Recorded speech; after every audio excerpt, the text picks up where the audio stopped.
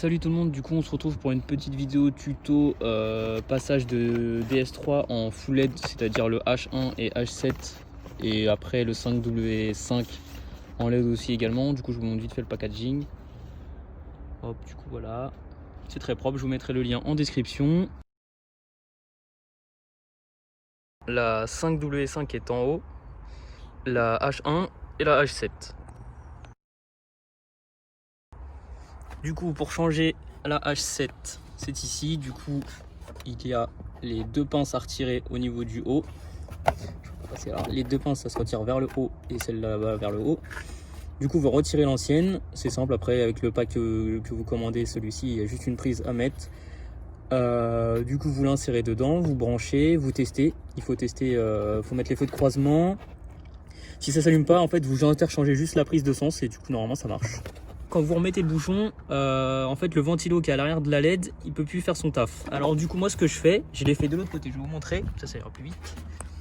En gros j'ai fait un trou de la taille du ventilo et en gros il y a juste le ventilo qui dépasse, donc du coup l'humidité ne rentre pas trop et comme ça évite que le LED surchauffe.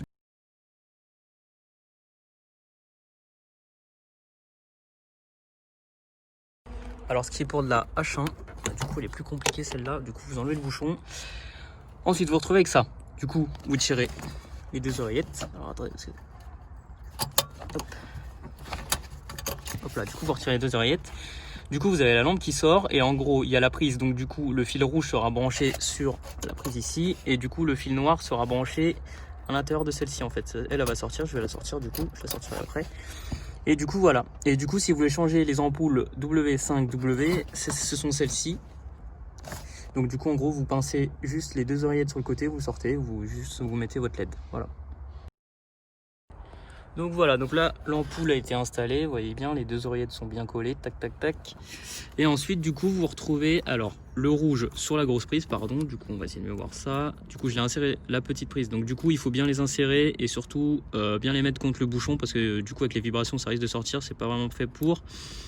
Et ensuite du coup c'est la prise noire dans la masse que vous voyez ici, du coup j'espère que vous voyez bien, hop.